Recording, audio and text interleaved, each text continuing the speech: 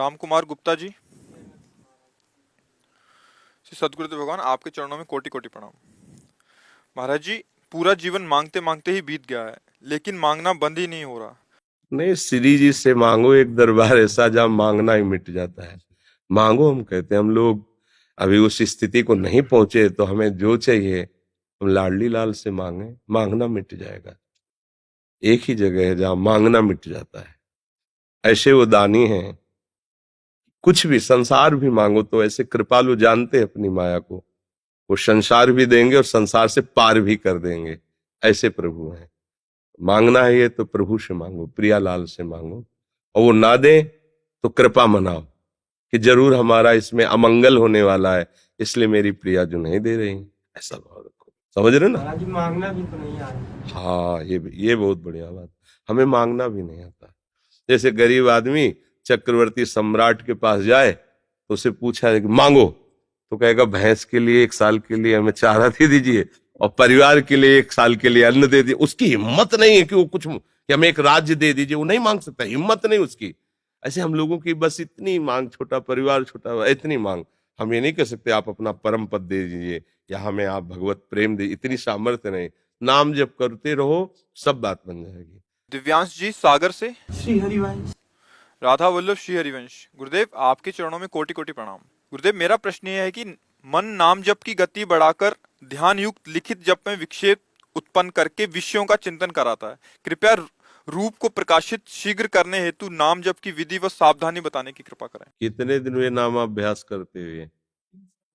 है 3 साल हो गए महाराज जी। कहाँ से नाम जप चलता है? वाचिक। विकंठ से या हृदय से नहीं चलता।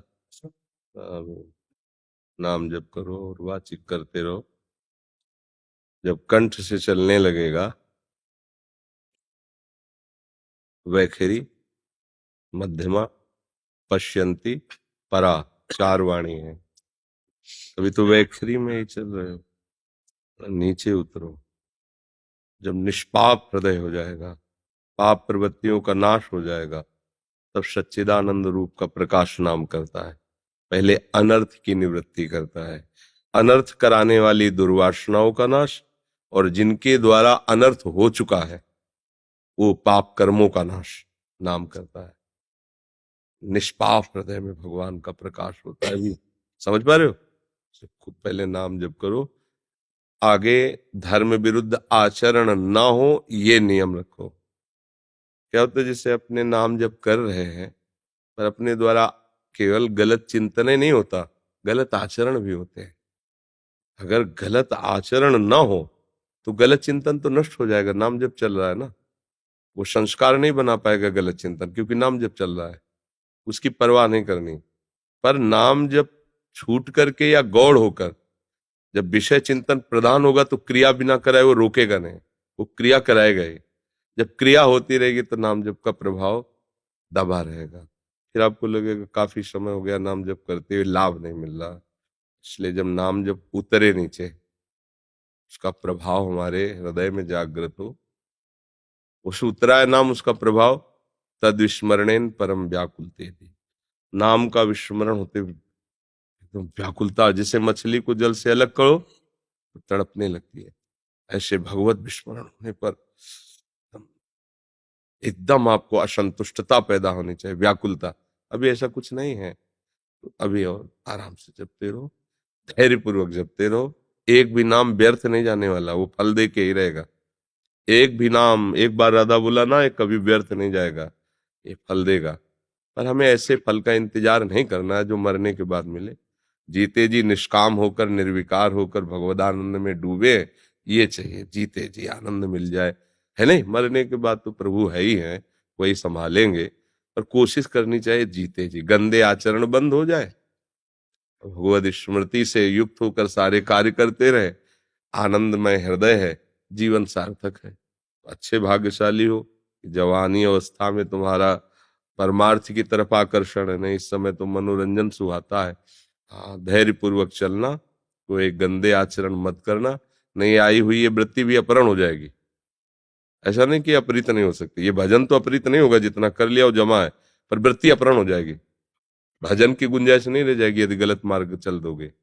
तो अभी स्थिति तो है नहीं ना, जैसे स्थिति आ गई तो ये गलत मार्ग ही खत्म हो जाता है, सब उसके लिए शुभ और मंगल में प्रभु के सिवा और कुछ भासता ही नहीं। तो जो दुर्वासना होती है देहाभिमान के कारण होती है, देहाभिमान गलित हो जाता है, दुर्वासना रह ही नहीं जाती। मानो जैसे भुना हुआ अन्न है ना, वो फिर खेती में डालने पर जगेगा नहीं, ऐसे ही जो संत महात्मा भजन या जो भी उपासक भजन के प्रभाव से मन को निर्विषय कर लेता है, वो बहुतायत विषयों की हो तो भी भोग की उसके अंदर प्रवृत्ति ही नहीं रह जाती।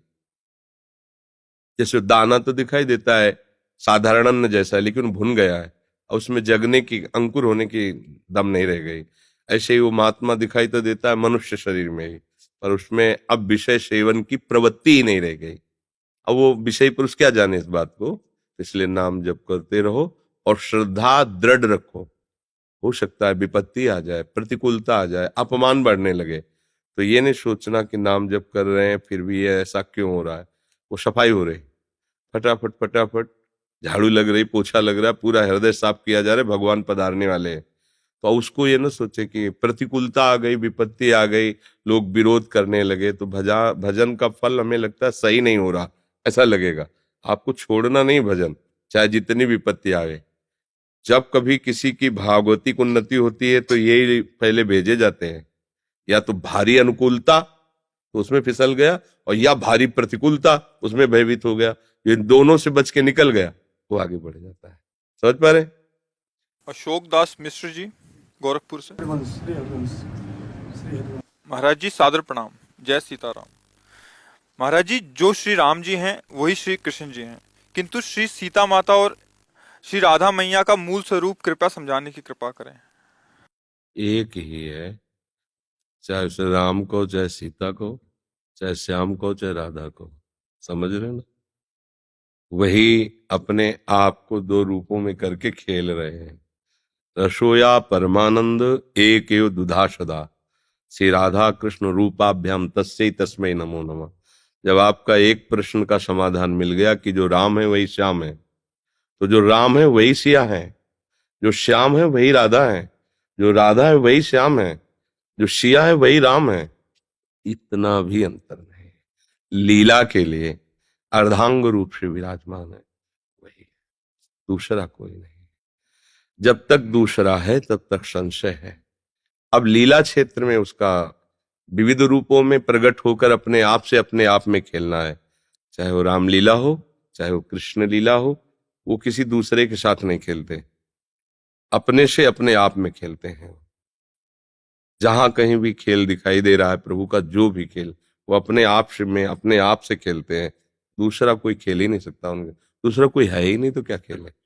वही खेल है, वही खिलौना है, वही खिलाड़ी है, उन्हीं का सारा वैभव है, कोई दूसरा नहीं।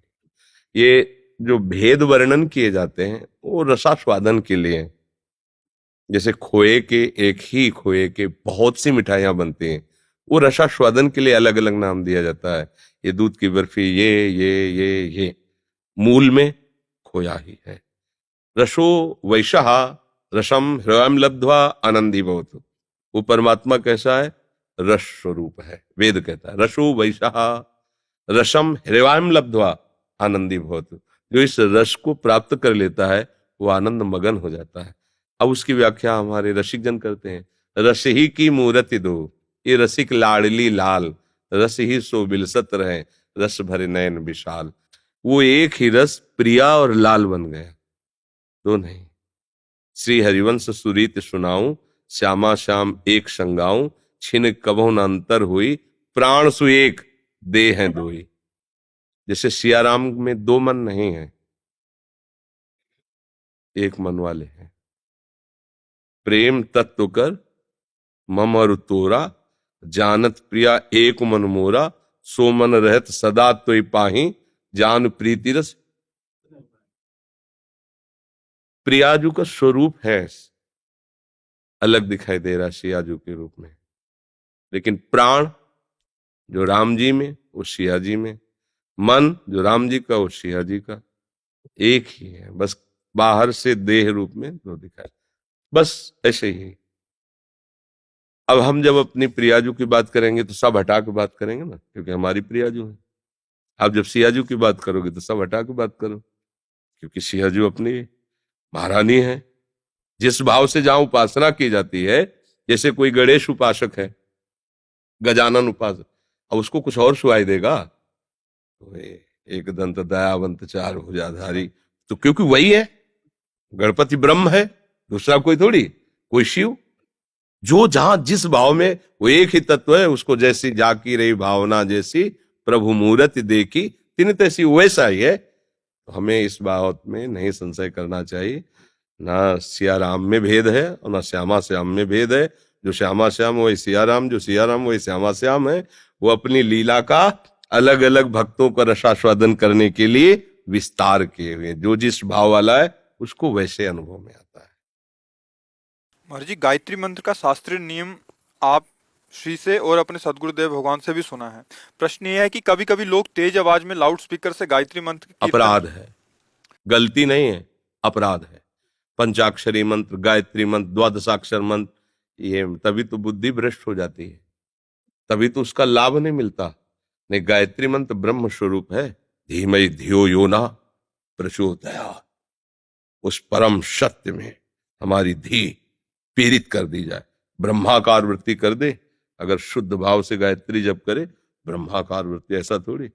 अपने लोगों तो गुरु कृपा से जो पुरस्चरण अनुष्ठान करने को अवसर मिला, क्योंकि ब्राह्मण घर में जन्म हुआ था, नैष्ठिक ब्रह्मचर्य दिया, तो गुरुजनों ने यही आज्ञा की। तो जैसे पैर थक जाते तो झोपड़ी थी जहां अनुष्ठान हो रहा, तो ऐसे पकड़ कर खड़े हो जाते, एक पैर ऐसे, फिर एक पैर चढ़ा के ऐसे, पूरा मूंज की मेखला और पवित्री चोटी में पवित्री धारण किए हुए, मूंज की पवित्री धारण किए हुए, और पूरा सुमुखम संपुटम चैव विततम विस्ततम तथा द्विमुखम त्रिमुखम चैव चतुष्पंचमुखम तथा खड्मुखो अधोमुखम व्यापकांज सकटम यम पासम, जो मुद्राएं, पूरी मुद्राओं सहित गायत्री का पूरा साक्षात ब्रह्म स्वरूप है।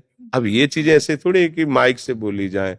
पता नहीं भगवान कैसी प्रेरितना देते हैं जो लोग माइक से मंत्रों का उच्चारण करते हैं, वैदिक मंत्रों को। मोबाइल में टोन लगाते हैं लोग। नहीं नहीं, बिल्कुल गलत है। मतलब ये ठीक नहीं है, इसीलिए बुद्धि ठीक दिशा में नहीं जा रही। नहीं तो लिखा है ना, भर्गो देवस्य धीमहि धियो यो न। हाँ, सत्य में प्रेरित करके बुद्धि को ब्रह्माकार कर देगी गायत्री, पर वो इसीलिए नहीं होता।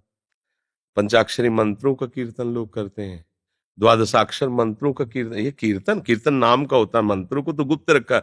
पंचाक्षरी मंत्र जब गुरुदेव देते हैं ना, कैसे पर्दा करके और घंटा शंख बजवा के, पर्दा इसलिए कि ओंठ से भी तुम न जान पाओ, और घंटा शंख इसलिए कि नाम ध्वनि बाहर न जाने पाए गुरु मंत्र की। तब शिष्य के कान में, बोले कान फुकवाए हो, पहले देहात में यही कहते, कान गुरु मंत्र लेना नहीं कहे, बोले कान फुकवा लो गुरु से, मतलब कान में रख के एकदम बोले। और अब माइक में ये सब नहीं, ये कलयुग भगवान का प्रताप है। ये कलयुग भगवान का प्रताप है कि गुप्त मंत्रों का और गुप्त शास्त्र के भावों का। अब आप मांस मछली खा रहे हो, आप शास्त्रों की व्याख्या कर पाओगे? उन्होंने ऐसा क्यों लिखा तुम जान पाओगे? अरे पहले थोड़ा तो आओ, एकदम गड्ढे में कुएं में खड़े हो, थोड़ा ऊंचाई में सम में आओ, तब देख पाओगे वो क्या बोल रहे हैं। संतों की भाषा को ऐसे थोड़ी समझा जाता है।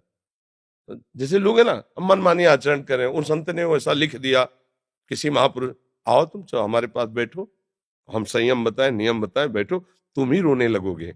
ओहो, कैसा ही बात है, हम कैसा गलत सोच रहे। अब मलिन बुद्धि है तो कुछ का कुछ तो दिखाई देगा। नहीं, मलिन बुद्धि का मतलब क्या होता है? कुछ का कुछ अनुभव में आना, इसलिए